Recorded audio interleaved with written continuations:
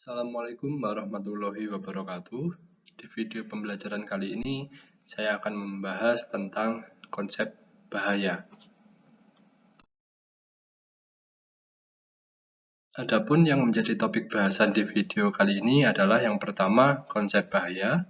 Yang kedua adalah jenis bahaya yang ada di Fasiankes. Kemudian iklim dan lingkungan kerja. Yang keempat adalah bagaimana cara kita mengidentifikasi bahaya. Dan yang terakhir adalah JSA. Itu adalah Job Safety Analysis.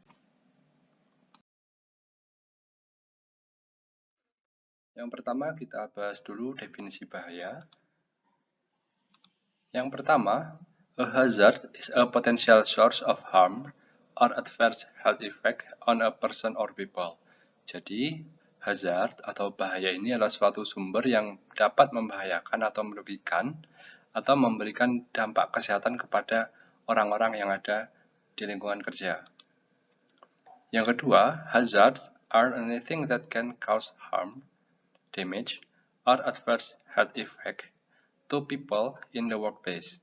Jadi, hazards atau bahaya ini adalah segala sesuatu yang dapat menyebabkan bahaya ataupun kerugian atau memberikan dampak kesehatan kepada orang-orang yang ada di tempat kerja. Jadi, bisa pekerja, bisa pasien, bisa keluarga yang mengunjungi pasien. Jadi, apabila segala sesuatu yang memberikan kerugian kepada orang-orang itu tadi, maka disebut dengan hazard atau bahaya. Dan yang terakhir, segala sesuatu yang termasuk situasi atau tindakan yang berpotensi menimbulkan kecelakaan atau cedera pada manusia, kerusakan atau gangguan pada manusia, kerusakan ataupun gangguan yang lainnya. Jadi ini adalah beberapa definisi bahaya. Ini adalah jenis-jenis bahaya. Saya mengutip dari bukunya Suatman Ramli. Beliau mengatakan bahwa bahaya ini diklasifikasikan menjadi lima jenis. Yang pertama adalah bahaya mekanik, bahaya listrik, bahaya fisik, bahaya biologis, dan bahaya kimia. Bagaimana penjabarannya akan kita bahas di slide berikutnya. Yang pertama adalah bahaya mekanik. Bahaya mekanik ini merupakan bahaya yang bersumber dari peralatan mesin yang bergerak secara mekanis. Definisi awalnya seperti itu. Namun, di fasilitas pelayanan kesehatan, bahaya mekanik ini merupakan bahaya-bahaya yang bersumber dari peralatan-peralatan yang digunakan di Fasiankes. Saya beri contoh, yang pertama, troli di ruang penyimpanan. Ya, apabila digunakan tidak seksama atau kurang teliti, tidak hati-hati, maka bisa menabrak petugas atau pasien yang lain. Memang tidak sederhana, tapi itu juga termasuk bahaya. Kemudian di KMK atau Keputusan Menteri Kesehatan nomor 1087 tahun 2010, ini tentang standar K3 rumah sakit, diberikan contoh bahwa bahaya mekanik ini seperti terjepit, terpotong, terpukul, tergulung, tersayat, atau tertusuk benda tajam. Sehingga seperti yang saya sampaikan tadi, bahwa di Fasiankes tertusuk atau terkena peralatan medis ini termasuk bahaya mekanik. Seperti misalnya tertusuk jarum. Nah, itu termasuk bahaya mekanik, bukan bahaya fisik.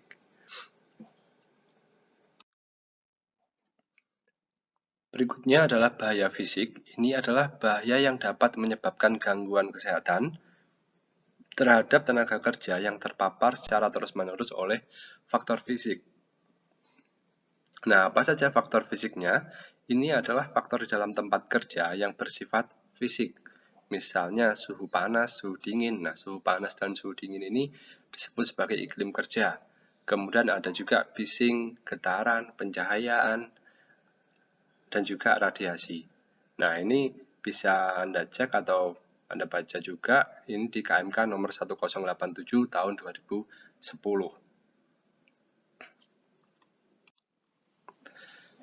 Saya beri contoh atau saya bahas dulu misalnya bising. Bising ini merupakan bunyi yang tidak inginkan dari suatu kegiatan dalam tingkat waktu tertentu yang dapat menimbulkan gangguan kesehatan manusia dan kenyamanan lingkungan. Jadi kalau di Fasiankes mungkin sumber bisingnya bukan dari mesin ya, tapi lebih kepada keramaian karena banyak sekali orangnya yang ada di Fasiankes. Kemudian bising ini punya NAB. NAB itu adalah nilai ambang batas.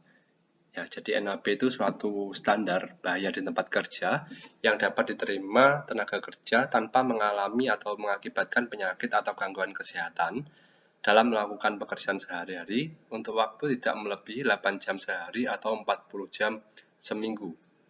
Nah, NAB kebisingan ini adalah 85 desibel. Jadi tingkat kebisingan ini satuannya adalah desibel atau disingkat dB gitu. Jadi gini, hubungannya dengan NAB itu apabila petugas itu terpapar kebisingan kurang dari 85 tadi, desibel tadi, maka orang tersebut akan baik-baik saja, tidak akan mengalami gangguan kesehatan.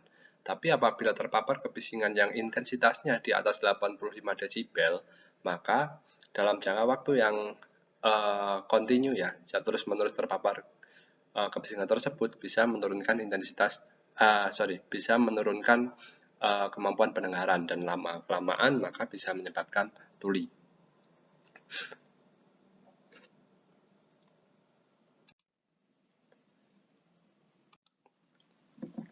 Nah, alat untuk mengukur tingkat kebisingan itu namanya adalah sound level meter atau biasa kita singkat SLM. Jadi dengan menggunakan sound level meter ini kita bisa mengukur tingkat kebisingan yang ada di suatu ruangan.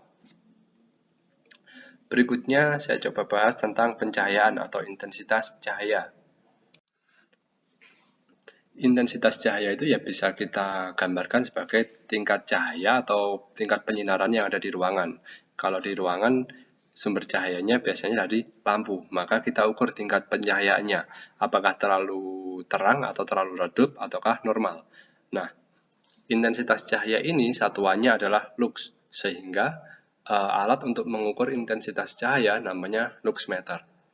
Idealnya atau NAB-nya pencahayaan itu antara 200 sampai dengan 500 lux.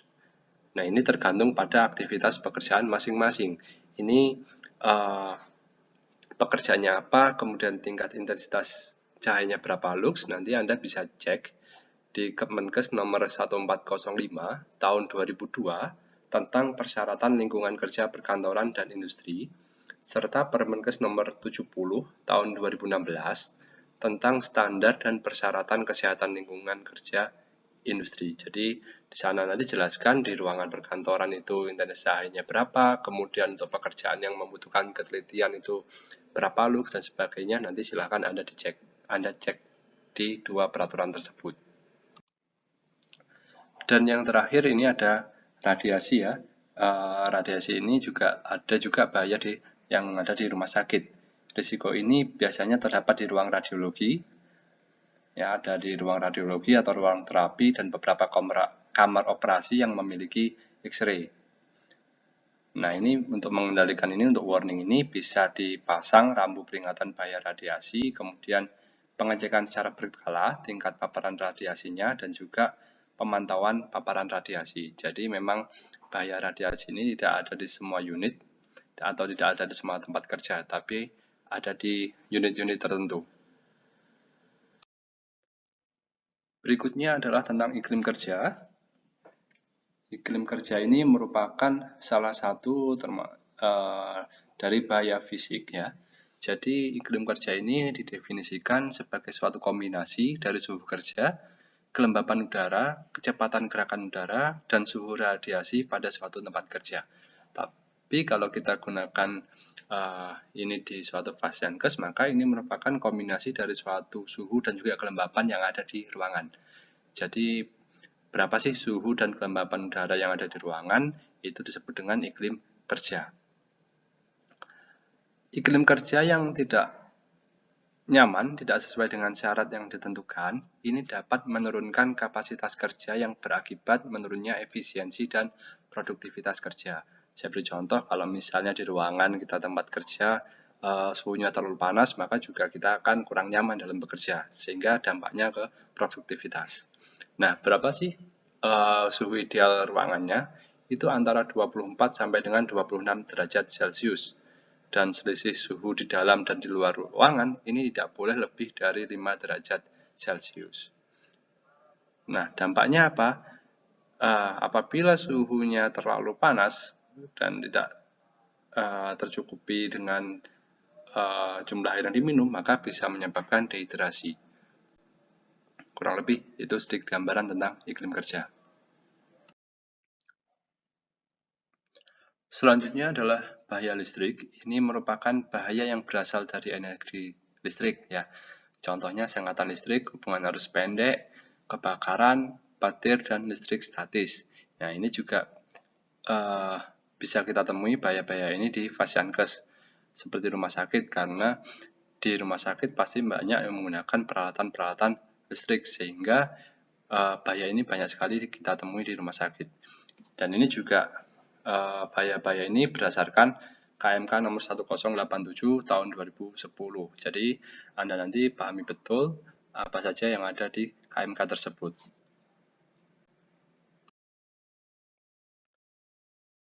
Selanjutnya, ini adalah bahaya biologis. Jadi ini merupakan bahaya yang berasal dari unsur biologis seperti flora dan fauna yang terdapat di lingkungan kerja atau berasal dari aktivitas kerja. Namun ini juga tidak hanya terbatas pada flora dan fauna ya, tapi juga dalam artian termasuk juga virus, bakteri, jamur, dan sebagainya. Apalagi ini adalah di rumah sakit. Nah, contohnya adalah yang menyebabkan influenza, pneumonia, meningitis, dan juga beberapa jamur dan parasit yang dapat menyebabkan terjadinya penyakit. Dan untuk bahaya biologis ini, kemungkinan pegawai terpapar bakteri ini lebih banyak daripada terpapar virus, jamur, dan infeksi nosokomial. Hal ini disebabkan karena jumlah penyakit yang berasal dari bakteri ini lebih banyak daripada penyakit yang berasal dari virus, jamur, dan infeksi nosokomial yang mungkin terjadi di rumah sakit. Namun bukan berarti tidak ada kemungkinannya atau tidak mungkin terjadi paparan dari virus, jamur, dan inos ya, tapi secara jumlah atau secara kemungkinan terpapar bakterinya lebih banyak dibandingkan virus, jamur, dan infeksi nosokomial. Selanjutnya adalah bahaya kimia. Ini merupakan bahan kimia mengandung berbagai potensi bahaya sesuai dengan sifat yang dikandungnya. Seperti contoh, kalau di Fasiankes itu ada etilen oksid, obat tumpah, ini juga bisa terjadi. Kemudian ada juga mata iritasi karena sabun sendiri itu merupakan termasuk bahan kimia ya. Dan juga yang terakhir ada limbah B3. Limbah B3 nanti kita bahas di slide berikutnya. Seperti contoh untuk etilen oksid, ini biasanya dipakai untuk sterilisasi peralatan medis. Sehingga apabila tertelan atau terkena mata, maka ini juga bisa menyebabkan iritasi atau gangguan kesehatan yang lainnya.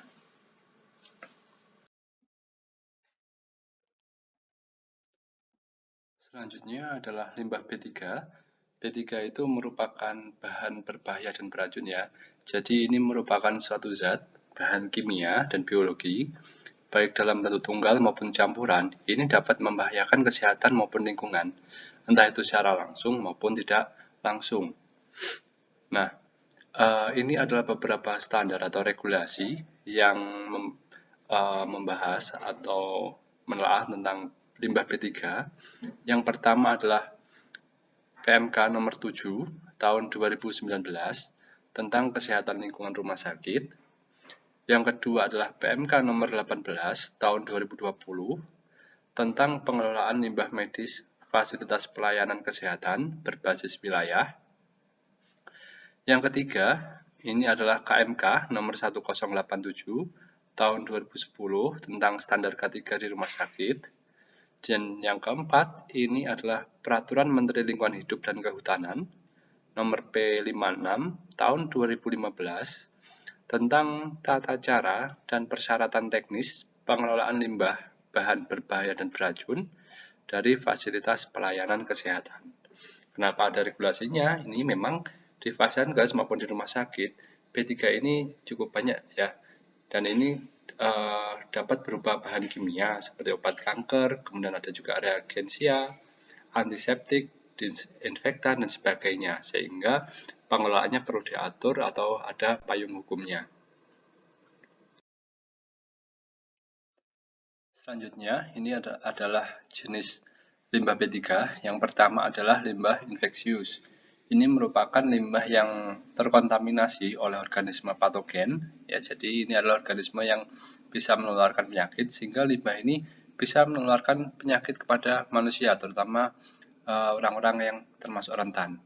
Nah, apa saja yang termasuk limbah infeksius ini? Yang pertama adalah darah dan cairan tubuh. Yang kedua adalah limbah lab yang bersifat infeksius. Yang ketiga adalah limbah yang berasal dari kegiatan isolasi. Dan yang keempat adalah limbah yang berasal dari kegiatan yang menggunakan hewan uji. Yang kedua adalah limbah patologi. Ini merupakan limbah yang berupa buangan selama kegiatan operasi, otopsi, dan atau prosedur medis lainnya, termasuk jaringan, organ, bagian tubuh, cairan tubuh, dan atau spesimen. Jadi itu termasuk limbah patologi. Yang ketiga adalah limbah benda tajam. Ini merupakan limbah yang dapat menusuk dan atau menimbulkan luka dan telah mengalami kontak dengan agen penyebab infeksi, seperti jarum intravena, kaca preparat, dan sebagainya. Yang keempat adalah limbah farmasi. Limbah farmasi ini merupakan limbah yang dihasilkan dari instalasi farmasi, misalnya obat yang sudah expired atau kadaluarsa, dan juga obat yang terkontaminasi. Yang kelima adalah limbah kimiawi. Ini merupakan limbah B3 yang bersifat kimiawi, misalnya larutan mixer, limbah bahan kimia yang sudah kadaluarsa. Yang keenam adalah limbah radioaktif. Ini merupakan limbah yang bersifat radioaktif yang biasanya dihasilkan dari proses ronsen. Yang ketujuh, limbah kontainer bertekanan. Ini merupakan limbah dari kegiatan yang menggunakan tabung bertekanan, contohnya limbah tabung gas. Dan yang terakhir, atau nomor 8, ini adalah limbah dengan kandungan logam berat yang tinggi. Maksudnya adalah limbah B3 yang memiliki atau mengandung logam berat. Contohnya adalah termometer merkuri. Setelah saya paparkan tadi atau saya jelaskan tadi tentang 5 jenis bahaya menurut Suhatman Ramli, nah di fase yang kesini ternyata masih ada bahaya yang lain atau jenis bahaya yang lain. Apa saja? Yang pertama ada bahaya ergonomi dan yang kedua adalah bahaya psikososial yang akan kita bahas di slide berikutnya. Yang pertama adalah bahaya ergonomi. Ini merupakan bahaya yang disebabkan oleh hubungan antara aktivitas kerja, penggunaan alat atau fasilitas, dan lingkungan kerja yang tidak baik, sehingga menyebabkan cedera atau ketidaknyamanan dalam bekerja, dan juga dapat menyebabkan penyakit pada pekerja. Contohnya menggunakan peralatan yang tidak ergonomis, seperti meja yang tidak ergonomis, kursi yang tidak ergonomis, komputer yang tidak ergonomis, dan juga rak penyimpanan yang tidak ergonomis karena tidak sesuai dengan antropometri petugasnya. Yang berikutnya, ini adalah bahaya psikososial. Ini merupakan suatu ketidakharmonisan hubungan antara manusia dalam rumah sakit, baik sesama staf dengan pasien, maupun staf dengan pimpinan. Ya, contohnya misalnya dapat komplain dari pasien atau bahkan dimaki pasien. Bisa juga karena beban kerja yang tinggi atau overload. Kemudian juga shift kerja yang karena shift kerja biasanya ada pagi, siang, dan malam. Dan biasanya ini banyak yang memberikan dampak ini adalah shift yang malam gitu. Jadi ini bisa menyebabkan terjadinya stres kerja. Dan ini memberikan pengaruh pada perilaku atau semangat kerja petugas, sehingga produktivitasnya akan menurun. Oke, setelah kita membahas tentang jenis-jenis bahaya, maka selanjutnya akan saya bahas sumber bahaya. Yang pertama dari manusia. Nah, sumber bahaya manusia ini berasal dari knowledge atau pengetahuannya, sikap dan juga perilakunya. Misalnya di masa pandemi ini masih banyak yang tidak menggunakan APD atau masker gitu. Kenapa? Karena bisa jadi yang pertama karena aspek pengetahuannya, karena tidak tahu kenapa harus menggunakan masker dan dampaknya apabila tidak menggunakan masker. Ada juga yang kaitannya dengan sikap maupun perilakunya. Mereka tahu dampaknya atau kenapa harus menggunakan masker.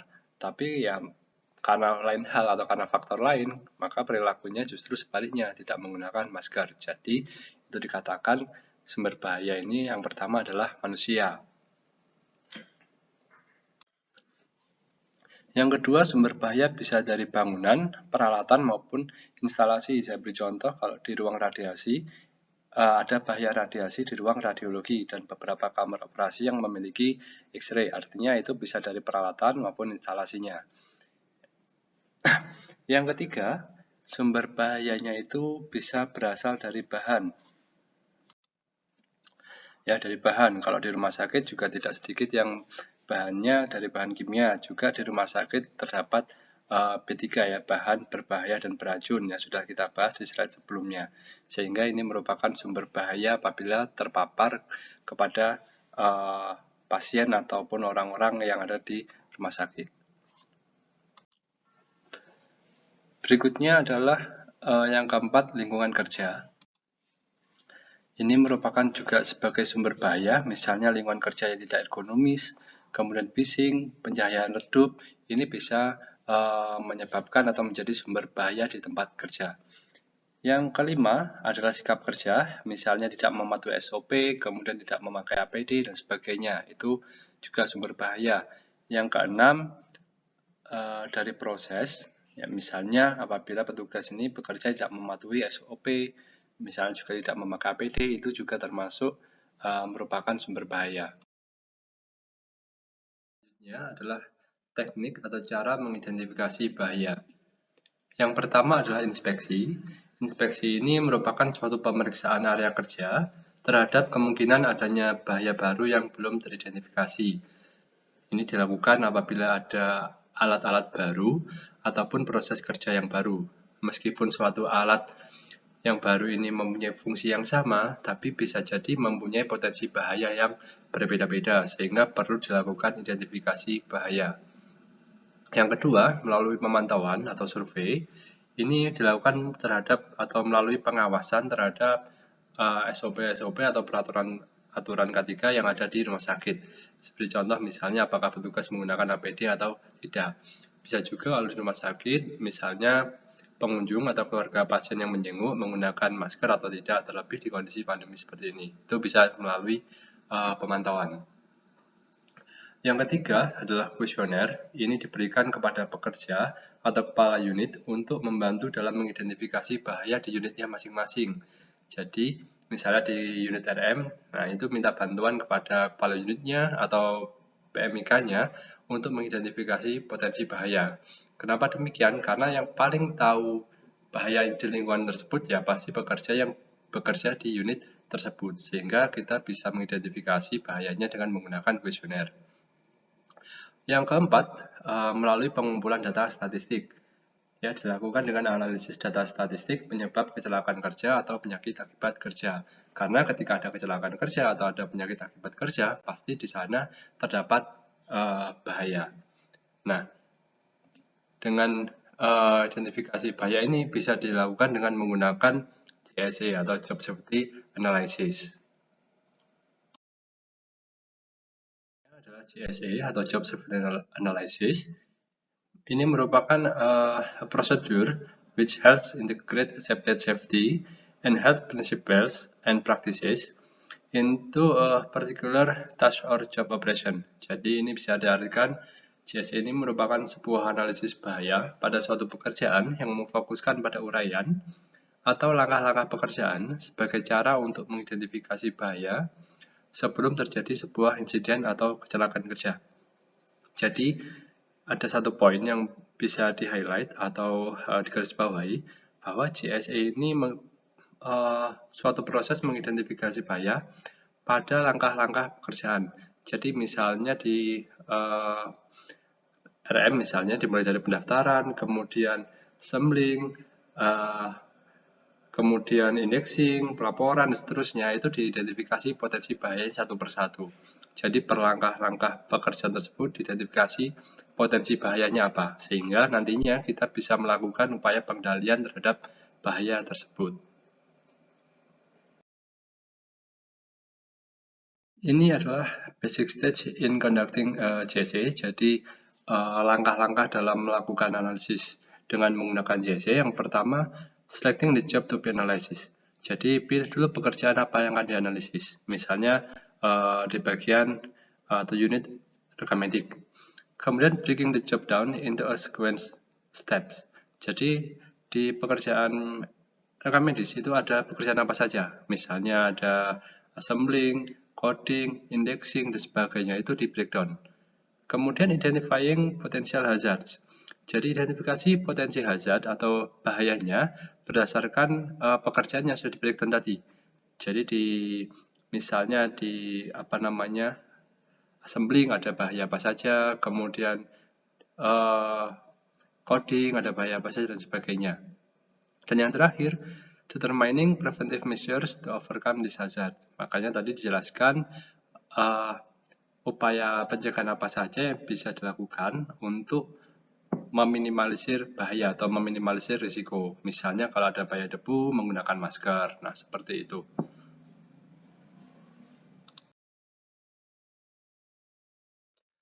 Selanjutnya ini adalah contoh form JSA. Jadi di sini ada beberapa hal yang harus muncul ya di form JSA ini, seperti nomornya, kemudian nama pekerjaannya. Ini saya beri contoh JSA di perusahaan manufaktur. Kemudian pengawas, ini kalau di rumah sakit berarti kepala unitnya siapa. Kemudian APD yang wajib digunakan itu apa saja. Ini adalah beberapa hal yang harus ada pada JSA. Kemudian jelaskan di sini untuk pekerjaan apa, misalnya penerimaan pasien, untuk assembling dan sebagainya. Kemudian di kolom yang kedua, jelaskan potensi bahayanya, dan mungkin di sebelahnya sini perlu ditambahkan risikonya apa saja, sehingga ketika orang membaca, ketika mereka tahu risiko pekerjaannya, mereka akan menggunakan APD. Ya, jadi ada urutan kerja, potensi bahaya, kemudian risikonya, kemudian upaya pengendaliannya menggunakan APD apa saja, apakah masker, apakah sarung tangan, dan sebagainya. Jadi ini beberapa poin yang harus ada dalam form job safety analysis. Untuk tugasnya, silahkan Anda identifikasi bahaya apa saja yang ada di unit kerja rekam medis. Boleh UKRM puskesmas, boleh klinik, boleh rumah sakit. Yang kedua, sebutkan limbah B3 yang ada di Fasyankes dan bagaimana cara pengelolaannya. Ini adalah tugas individu, dan tugas ini dikumpulkan di LMS dan juga email dengan format PDF dan RAR.